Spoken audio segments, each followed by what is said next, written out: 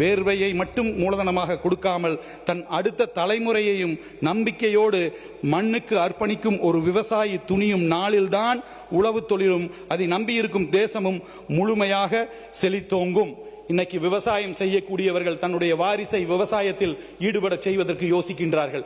காரணம், லாபம் இல்லை, பிரச்சனை பிரச்சனை பிரச்சனை, விவசாயம் என்றால் பிரச்சனை என்று ஆகியிருக்கக்கூடிய இந்த சூழ்நிலையில் அரசாங்கம் இந்த சூழ்நிலையை மாற்றுவதற்கான சூழ்நிலையை உருவாக்க வேண்டும். அக்ரிபிரனர் இன்னைக்கு அதாவது அக்ரிகல்ச்சர் ரிலேட்டட் பிசினஸ் நிறைய ஆரம்பிக்கக்கூடிய வாய்ப்பு இருக்கின்றது.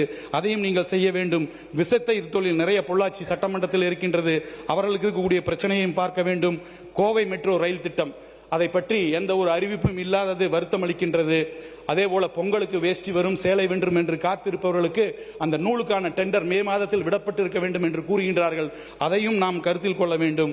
அதையும் தாண்டி முதலமைச்சர் எப்பொழுதுமே சொல்வார், குழந்தை மற்றும் இளைஞர்கள் நலன், குழந்தைகளும் இளைஞர்களும் நல்வழிப்படுத்த வேண்டும். இன்னைக்கு ட்ரக்குக்கு போகக்கூடாது, போதைக்கு அடிமையாக கூடாது என்று சொன்னால் கைத்தறி அமைச்சர் அவர்கள்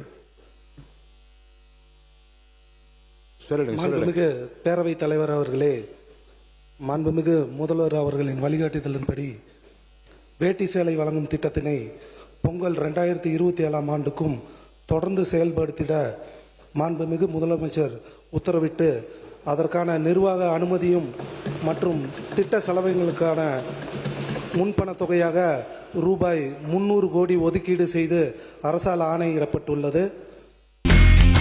இனி செல்லும் இடமெல்லாம் செய்தி.